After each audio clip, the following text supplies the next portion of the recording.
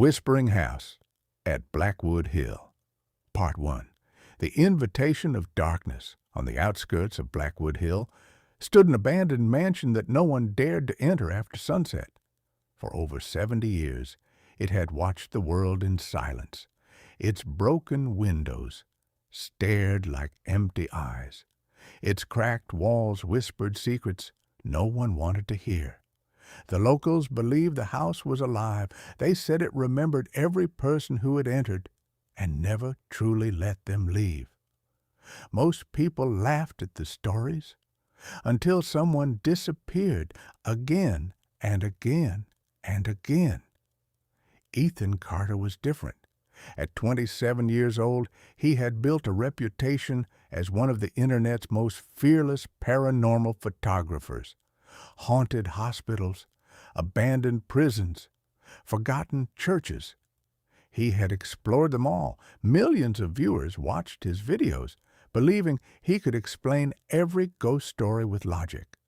But there was one place he had never visited: Blackwood Hill Mansion. One rainy afternoon, Ethan received a mysterious envelope with no return address. Inside was an old photograph of the mansion. On the back, written in faded ink, were only 7 words: "Come before midnight, or never know the truth." There was no signature, no explanation, only those chilling words. Curiosity defeated caution. The next evening, Ethan packed his camera, flashlight, drone, voice recorder, and emergency supplies. As he drove toward Blackwood Hill, the rain grew heavier. The road became empty. The radio filled with static. Then a voice whispered through the speakers, "Turn back." Ethan quickly changed the station. Silence. A few seconds later, the whisper returned, "You still have time." The radio suddenly died.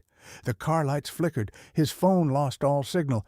GPS disappeared. Only one narrow road remained, leading directly to the mansion. After another 15 minutes, Ethan finally saw it. The house stood on top of the hill like a forgotten king. Its roof had partially collapsed. Dead trees surrounded it. No birds sang, no insects buzzed. Even the wind seemed afraid.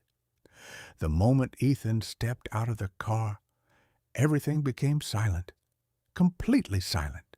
Not even the sound of rain remained. He looked around. Nothing. Then, a single window on the second floor slowly opened by itself. Someone, or something, was watching him. Ethan lifted his camera and took the first photograph. The flash illuminated the mansion for less than a second. When he checked the picture, his blood froze. Standing inside the upstairs window was a pale little girl. But when he looked up, the window was empty. No one was there. He whispered to himself, "This is impossible." Yet deep inside, he knew something inside the house had just welcomed him, to be continued. This opening is about 5 to 6 minutes of narration. The full 30-minute story can be written in 6 parts, each building suspense until the final terrifying ending.